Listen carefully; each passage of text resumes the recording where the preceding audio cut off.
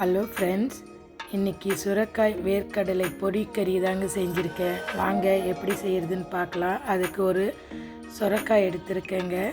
அதோட மேல் ஸ்கின்னை நம்ம எடுக்க போகிறோம். சுரைக்காய் நம்ம உடம்புக்கு ரொம்ப நல்லதுங்க.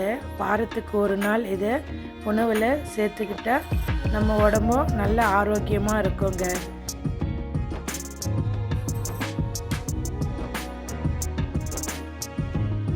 அவ்வளோ நல்லதுங்க இந்த சுரைக்காய். இது போல் நான் தோலெல்லாம் எடுத்துட்டு சைடில் 2 பக்கமும் கட் பண்ணிவிட்டு அதை சுத்தப்படுத்தி சின்ன சின்ன பீஸாக நான் கட் பண்ணி எடுத்துக்க போகிறேன்.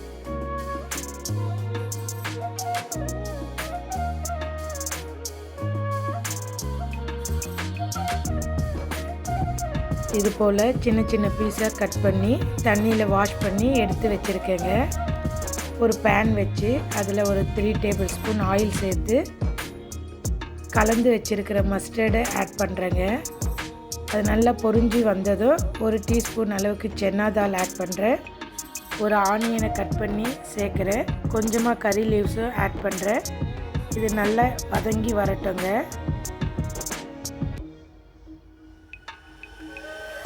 கண்ணாடி பதத்துக்கு வந்தால் போதும். இது போல் நம்ம வாஷ் பண்ணி வச்சுருக்கிற சுரைக்காயை நான் அதில் சேர்க்குறேங்க. ஒரு தடவை நல்லா கலந்து விடுறேன்.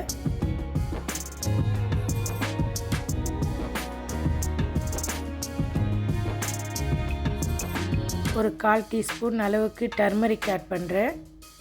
ஒரு 1/2 டீஸ்பூன் அளவுக்கு சால்ட் ஆட் பண்ணுறேன். இதையும் நல்லா ஒரு தடவை கலந்து விடுறேங்க. நல்லா கலந்து விட்டு மூடி போட்டு ஒரு 2 நிமிஷம் வேக வைக்கிறேங்க. ஒரு மிக்ஸி ஜார் எடுத்து அதில் ஒரு 1/4 கப் அளவுக்கு வேர்க்கடலை நிலக்கடலை சேர்க்குறேங்க. ஒரு 6-7 பல் பூண்டு,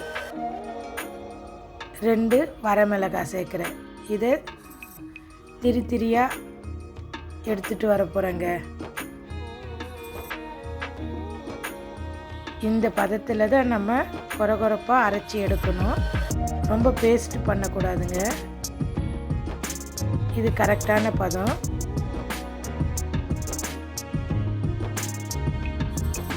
அதிலிருந்தே தண்ணி நல்லா வந்திருக்கு. இந்த தண்ணியே போதுங்க இந்த காய் வேகிறதுக்கு. நல்லா ஒரு தடவை மிக்ஸ் பண்ணி இன்னும் ஒரு 2 நிமிஷம் நல்லா காய் குக் ஆகட்டுங்க.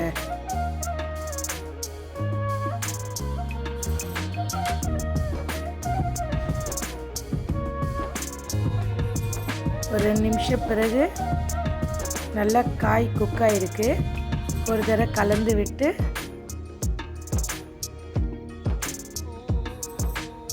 நம்ம பொடி பண்ணி வச்சுருக்கோம் இல்லைங்களா, அந்த நிலக்கடலை பொடியை நான் இப்போ இதில் மிக்ஸ் பண்ண போகிறேன்.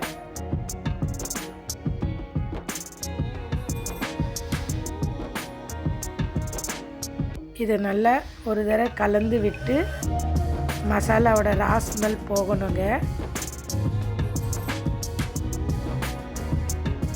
கொஞ்சமாக கட் பண்ணி வச்சுருக்கிற கோரியண்டர் லீவ்ஸ் ஆட் பண்ண வேண்டியது தாங்க.